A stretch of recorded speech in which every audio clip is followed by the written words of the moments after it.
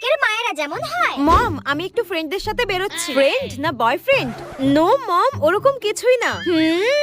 Just only friend. আপাতত ফ্রেন্ডই রয়েছি আমরা। দেখো বেটা, তুমি যদি কোনো রিলেশনে এগো সবার আগে কিন্তু আমাকে বলবে।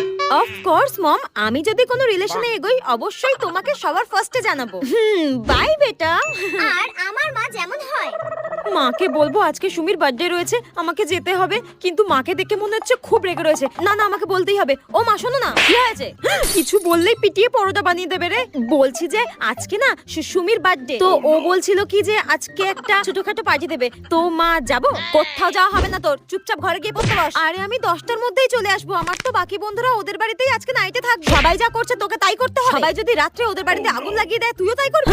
এই তো পাশের বাড়ির সুনিতা, ও তো পরীক্ষায় ফার্স্ট হয়েছে। তুই কি করেছিস? যে যা করছে তাই করতে হবে। করতে বস চুপ করে।